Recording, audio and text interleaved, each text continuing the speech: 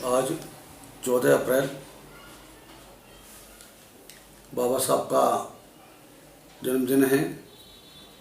सबसे पहले मैं बाबा साहब के जन्मदिन पर समस्त देशवासियों को और दुनिया में बाबा साहब डॉक्टर अम्बेडकर के अनुयायियों को मैं मुबारकबाद पेश करता हूँ।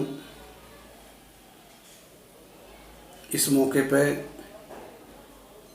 बाबा साहब डॉक्टर अम्बेडकर के कारवां को जहाँ की उन्होंने कल्पना की थी, उनके विज़न के अनुसार वो कारवां नहीं पहुँच पाया। इसके लिए हमारे समाज के तथाकथित नेता और नौकरशाह जिम्मेदार हैं।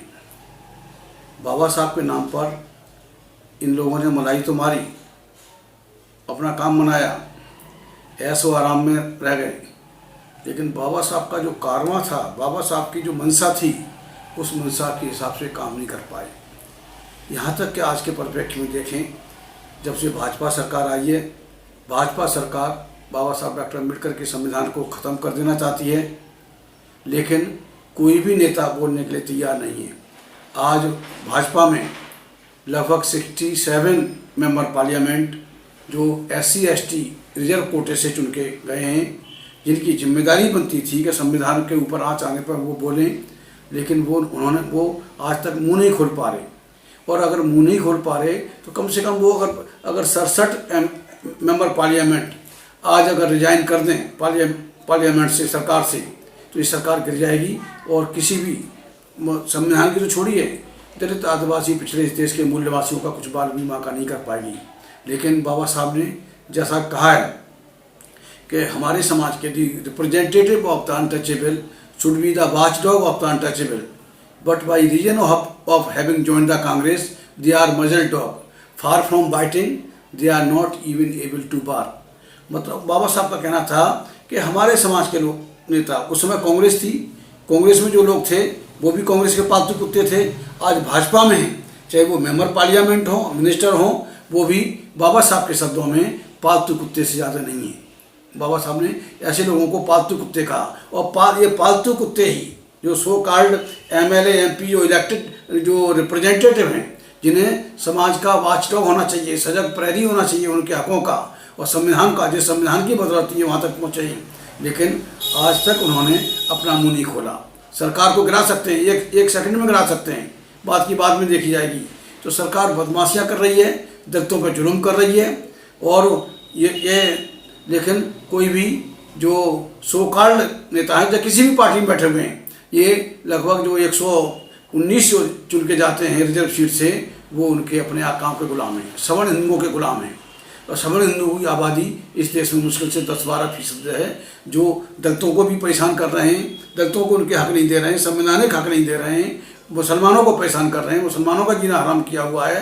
बैकवर्ड को उनकी आबादी के हिसाब से, आबादी तो उनकी 52% है, लेकिन 27% मंडल कमीशन ने दिया, वो भी पूरा नहीं हो पा रहा। न तो बैकवर्ड का कोई नेता बोल पा रहा है, न कोई दलितों का नेता बोल पा रहा है। यहाँ तक ये मुट्ठी भर नहीं, चुटकी भर सवर्ण हिंदू हमारे मुसलमान भाइयों को सरेआम गंदी गंदी गालियाँ दे रहे हैं। मुसलमानों का भी नेता कोई उनको जवाब नहीं दे रहा है। ऐसी हालत में संविधान खतरे में है, देश खतरे में, इस देश के दलित आदिवासी पिछड़े और मुसलमान भाइयों का अस्तित्व खतरे में है। अगर यही हालत रही तो फिर से यहाँ पर मनुस्मृति का राज कायम हो जाएगा, संविधान को ये लोग ख़त्म कर देंगे। अगर इसी तरह से हमारे लोग खामोश रहे तो ये कुछ बचने वाला नहीं है। जहाँ तक रही रिजर्वेशन की बात, रिजर्वेशन तो इन्होंने ख़त्म कर दिया इनडायरेक्टली। इन्होंने ये जो सर्विसेज ख़त्म कर दी, जो सरकारी नौकरी में आरक्षण की बात संविधान ने कही थी, तो सरकारी नौकरियां ख़त्म कर दी। सब कुछ सारे जो उपक्रम हैं जो उसके हैं, जो उनको जो इस्टेब्लिशमेंट है, गवर्नमेंट के इस्टेब्लिशमेंट थे, वो उनको ये बेच रहे हैं। सब कुछ प्राइवेट, सब पूंजीवाद पूरी तरह से हावी हो रहा है। ये सिर्फ ये जो यहाँ पर बैठे हुए हैं दिल्ली में, एक होम मिनिस्टर जी हैं अमित शाह जी, और प्राइम मिनिस्टर मोदी हैं, तो इनका तो मुझे लगता है यकीन आ रह गया है, हम दो हमारे दो, मतलब ये दो हैं और इनके अडानी और अंबानी दो हैं, उनके लिए काम कर रहे हैं, पूरे देश को ये तबाह कर रहे हैं। ऐसी हालत में हम सभी बाबा साहब डॉक्टर अम्बेडकर के अनुयायियों का फर्ज बनता है। बाबा साहब अम्बेडकर ने साफ कह दिया कि हमारा दोस्त कौन है इस देश में और दुश्मन कौन है। बाबा साहब के कथन के अनुसार तो साफ उन्होंने कहा, ये movement of the untouchables must mean an open war upon the caste Hindu. अछूतों के आंदोलन का मतलब सवर्ण हिंदुओं के खिलाफ खुला युद्ध होना चाहिए, और सवर्ण हिंदुओं के खुला युद्ध की तो बात है। अगर हम खुला युद्ध नहीं कर पा रहे हैं तो दुश्मन से दूरी बना के रख सकते हैं, दुश्मन को जीतने ही नहीं दे रहे। मेरा तो मानना है जो बाबा साहब ने 22 प्रतिज्ञाएं दी, जो बुद्ध धर्म अपनाने के वक्त में जो उन्होंने 22 प्रतिज्ञा ली थी, तो मेरे हिसाब से मैं चाहता हूँ कि ये 23वीं प्रतिज्ञा भी उसमें हमारे लोग जोड़ दें। और उस 23वीं प्रतिज्ञा ये है कि मतलब हमारे लोगों को किसी भी कीमत में ये सवर्ण हिंदुओं को, ब्राह्मण क्षत्रिय वैश्यों को वोट नहीं देना चाहिए। अगर इस देश का दलित, पिछड़ा और मुसलमान, आदिवासी अगर इन सवर्ण हिंदुओं को, चंद चुटकी भर सवर्ण हिंदुओं को वोट देना बंद कर देता है तो निश्चित तौर से ये किसी कहीं के नहीं रहेंगे। इस देश को छोड़ के इनको भागना पड़ेगा कि ये हजारों साल से इस देश को लूट रहे हैं। और आज़ादी के बाद से जो संविधान की किताब थी, जो बाबा साहब ने जो संविधान की जो किताब हमें दी कि इससे आपके हकों की सुरक्षा होगी, इस किताब से, आपके संविधान नामक किताब से आपके हक और हुकूक सुरक्षित रहेंगे, लेकिन वो किताब उस समय नासमझी से 1952 में पहला चुनाव हुआ था, 1950 में नेहरू जी की सरकार बनी, वो भी सरकार वही सवर्ण हिंदुओं की सरकार थी। भाजपा सवर्ण हिंदुओं की सरकार है, और जितने भी अब तक सरकार बनी है, बारे फ्यू एक्सेप्शन, सारी उन्हीं सवर्ण हिंदुओं की सरकार हैं ये। और उसका नेहरू से लेके अटल बिहारी वाजपेयी और मोदी तक इनके सत्ता में होने की वजह से सवर्ण हिंदू पूरे सिस्टम पर काबिज, शासन प्रशासन पर काबिज हो गया, और सारी बदमाशी हो रही है। जब चाहे कोरोना को बढ़ा दें, उन्हीं के डॉक्टर हैं, उन्हीं के अस्पताल हैं, उन्हीं के ये लैब हैं। जब चाहे कोरोना को बढ़ा दें और लोगों को घरों में बंद कर दें, जब कोरोना को हटा दें लोगों को बाहर निकाल दें। जहाँ इलेक्शन होता है वहाँ कोरोना नहीं होता है, लेकिन लाखों की भीड़ होती है, कोई कोरोना नहीं, कोई मास्क नहीं, लेकिन बाकी जगह सब होता है। किस तरह से इन्होंने बिहार का इलेक्शन किया, बिहार के इलेक्शन में कैसी बदमाशी हुई, मुझे लगता है बंगाल के इलेक्शन में भी ये इनकी बदमाशी है। ईवीएम बहुत बड़ा इशू है। ईवीएम पे अगर जनता नहीं चाहती है, इस देश की जनता नहीं चाहती, ईवीएम पर भरोसा नहीं है, तो सरकार को हटा देना चाहिए। आज दुनिया के तमाम देशों में जहाँ से शुरुआत हुई थी वहाँ से ईवीएम खत्म हो चुकी है। आज देखिए संविधान का शासन नहीं है, यहाँ आरएसएस का शासन है। आरएसएस बदमाशी कर रहा है, और आरएसएस के लोग खुलेआम गुंडागर्दी कर रहे हैं। जब मर्जी मॉब लिंचिंग में दलितों को मारते हैं, मुसलमानों को मारते हैं, कुछ नहीं होता। कोर्ट कचहरी में केस जाता है और वहाँ कोई सुनवाई नहीं होती।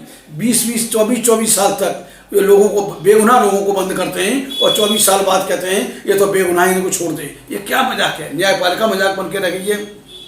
शासन प्रशासन और न्यायपालिका में सवर्ण हिंदुओं की भरमार, सवर्ण हिंदुओं में खासतौर से ब्राह्मणों का बाहुल्यता होने की वजह से, जिनका न्यायिक चरित्र नहीं होता, उन लोगों की वजह से ये मॉब लिंचिंग हो रही है। और जो बेगुनाह लोग 24-24 साल, 10-10 साल, 20-20 साल जेल में बंद रहने के बाद में ऑनरेबल कोर्ट कहता है कि भाई ये बेगुनाह, इनको छोड़ दो। ये संविधान एक मजाक बन के रह गया है। संविधान इन सवर्णों के हाथ का कठपुतली बन गया है, अपने हिसाब से जैसे चाहते हैं वैसे चलाते हैं। या संविधान का शासन नहीं है।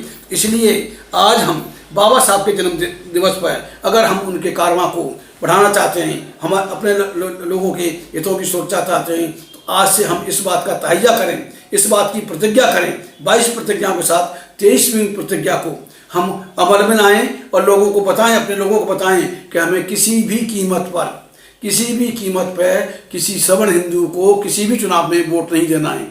अगर हमने इनको वोट देना बंद कर दिया तो ये शासन सत्ता में नहीं पहुंच पाएंगे, और फिर हमारा ये कुछ भी नहीं बिगाड़ पाएंगे। हमारा संविधान भी सुरक्षित रहेगा, हमारा देश भी सुरक्षित रहेगा, और हमारे लोग भी सुरक्षित रहेंगे। और हमारे लोगों को इस देश का धन धरती, शासन प्रशासन, शिक्षा, उद्योग, व्यापार, स्वास्थ्य और न्यायपालिका, यहाँ इन्हीं सवर्ण हिंदुओं का कब्जा है। ये लगभग 75-78% ये वहाँ पर उसमें काबिज हैं। मनमानी कर रहे हैं, और उसी मनमानी कर रहे हैं, बेईमानी कर रहे हैं। भ्रष्टाचार इस कदर पर इन्होंने कर दिया है, अन्याय अत्याचार का। मेरा मानना है कि इस देश में ब्राह्मण अन्याय का प्रतीक है, क्षत्रिय अत्याचार का प्रतीक है, और वैश्य भ्रष्टाचार का प्रतीक है। ये अन्याय, अत्याचार और भ्रष्टाचार को अगर ख़त्म करना है तो हम इन सवर्ण हिंदुओं, ब्राह्मण, क्षत्रियों, वैश्यों को वोट देना बंद करना होगा। इसलिए मैं पूरे अपने दलित, आदिवासी, पिछड़े समाज, इस देश के मूल्यवासी समाज से, मुस्लिम, बौद्ध, सिख, ईसाइयों से ये अपील करता हूँ कि बाबा साहब का सपना साकार करने के लिए,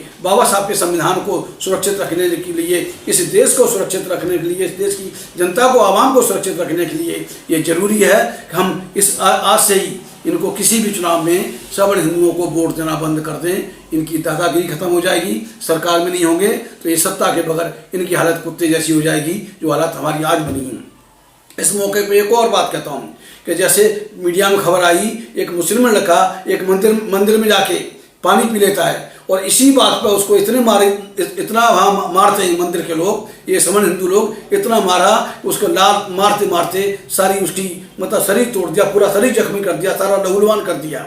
और उसके बाद ये चंद ये हिंदू आतंकवादी इकट्ठे होते हैं और ये चैलेंज करते हैं, मुसलमान भाइयों को गंदी गंदी गालियाँ देते हैं, सुअर और सुअर का बच्चा कहते हैं। लेकिन अफसोस के साथ मुझे कहना पड़ रहा है कि मुसलमानों के समाजी, सियासी और दीनी नेता खामोश हैं, वो उनको जवाब भी नहीं दे सकते, ये भी नहीं कह सकते कि भाई हम सुअर का बच्चा नहीं है। लेकिन भाई तेज सिंह कह सकता है, भाई तेज सिंह की टीम कह सकती है, और निश्चित तौर से ये वाकई ये हिंदू नहीं, ये सुअर के बच्चे इस देश के भी रहने वाले नहीं हैं। अगर हम मुत्तहिद हो जाएं, दलित, आदिवासी, पिछड़े, मुस्लिम, बौद्ध, सिख, ईसाई इसमें मुत्तहिद हो जाएं तो निश्चित तौर से हम अपने देश को, जो अब कल गुलाम थे, अंग्रेजों को गुलाम थे, इन सवर्णों के गुलाम हैं। सवर्णों की गुलामी से जब तक हमें आज़ादी नहीं मिलती तब तक हमें अपनी मुकम्मल आज़ादी के लिए जद्दोजहद जारी रखनी पड़ेगी, संघर्ष करना पड़ेगा, संविधान के दायरे में रह के और वोट के अधिकार का सही इस्तेमाल करके हम अपने देश को बचा सकते हैं। धन्यवाद।